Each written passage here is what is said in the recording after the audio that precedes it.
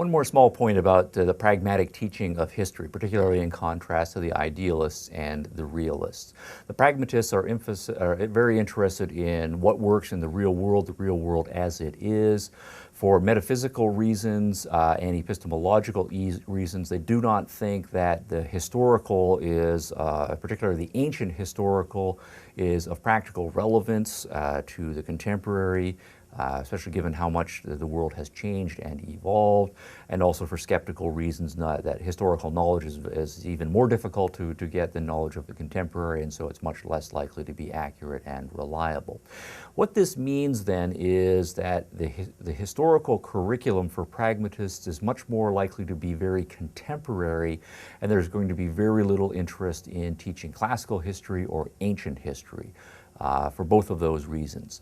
Now this is in direct contrast to the idealists who are at the other end of the spectrum. For the idealists, what is old, what is ancient, what is classical is more likely to be the central part of the historical curriculum. And the idealists are going to more likely de-emphasize any relevance of contemporary concerns or the present day.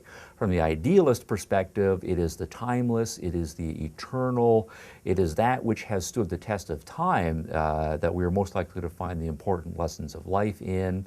And from the idealist perspective, it is then the great civilizations and the great thinkers of the past who are more likely to have latched onto the important truths. It's going to be the classic authors, those who have withstood rather the assault of history, who have stood the test of time. Those are the ones who we're likely to read, and so we should be reading the classic books, the old books. The contemporary is more likely to be ephemeral, it's more likely to be particularized, it's more likely to be concrete bound to our particular time. So there then is a very great collision in the teaching of history between the pragmatists and the idealists on just this score. The idealists are very classically oriented, not very interested in the contemporary, and by contrast, the pragmatists are very interested in the contemporary and not particularly interested in the practical. And again, in keeping with the theme of integration that is characteristic of realism, realists are more likely to emphasize both. That there are some things that stay the same across time, but also we're interested in the particular uniqueness, right, of past times as well as present times. And so the realists are more likely to argue that we should teach classical history and recent history, but we should also try to integrate the two as much as we possibly can.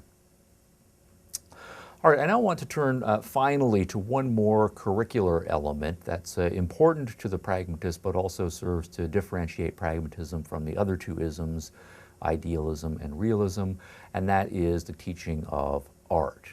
Like the realists, pragmatists are favorable toward art and think that art should have a significant place in the curriculum. And so the pragmatists and the realists are both then in distinction to the idealists, who are more likely to be suspicious of art and to censor it or not include it in the curriculum. But even here, the pragmatists' approach to art is very different given their philosophical themes.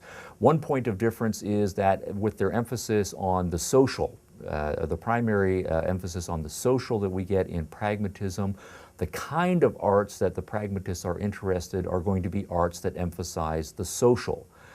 So for example, if we are doing exercises, say, that involve painting, right, or drawing and so on, the pragmatist is not going to, as a realist is likely to do, to say, here I've got 20 students, each student gets his or her own sketch pad or his or her own easel and works on his or her own art project.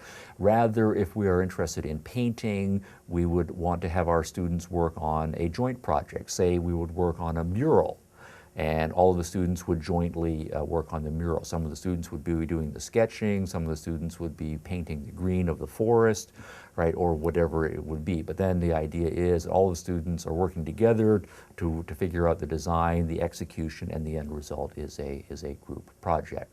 So that's one emphasis, emphasis on social things in the arts, mural projects, theatrical projects, again, would be important, right, and so on. Less emphasis on individual projects.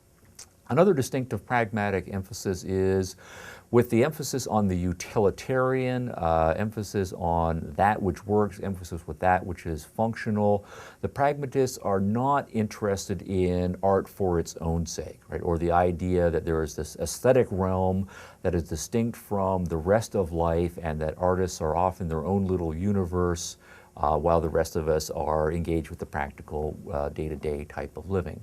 So the kind of art that the pragmatists are more likely to prize is going to be art that folds the aesthetic elements or the design elements into something functional, into something utilitarian.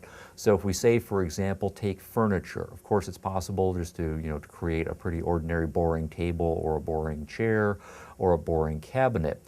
And that's fine. We do need to have those functional utilitarian objects in our houses, in our lives. What the pragmatists are more likely then to say is that the aesthetic should be folded into. So we start with utilitarian, functional, practical objects, but then we might consider wood grains, how it's going to be painted, what the particular design elements are going to be. But the aesthetic is not a thing in and of its own self. It is folded into and integrated into a functional or utilitarian object. So any sort of art then that tries to detach the aesthetic, and we end up with art that is completely useless, completely functional, completely abstracted from any sort of practical real-life considerations or usefulness. That sort of art, the pragmatists would say, is self-indulgent and completely useless and not really appropriate approaches to art. So, art that is social, art that is functional is going to be emphasized here. Another way to put this is to say, if we consider, for example, 20th century art, there are art movements in 20th century art that the pragmatists are more likely to be sympathetic toward. If we think, for example, of the social realist movement of the 1930s, if we think of various kinds of folk art, art that arises out of communities and involves festivals and celebrations that are organic outgrowth of their cultural practices, or the social realist art that I mentioned, that is art directed toward actual social concerns that are going on politically, economically, and more broadly socially. That sort of art movement, the pragmatists will say, is useful. What the pragmatists are less likely to be interested in is something like, say, abstract expressionism, where this is not too much of an exaggeration, where we have individuals who are saying, I am a misunderstood genius, here I am in my New York City loft, and when the individual spirit moves me, I'll do these paint spatters on canvas and then put last night's leftover dinner on the canvas and then bake it in the oven and call that my artwork. And then I'll put it on display, and most people aren't going to understand it, but that just shows how the vast majority of society doesn't understand me, the lonely, elite individual artist.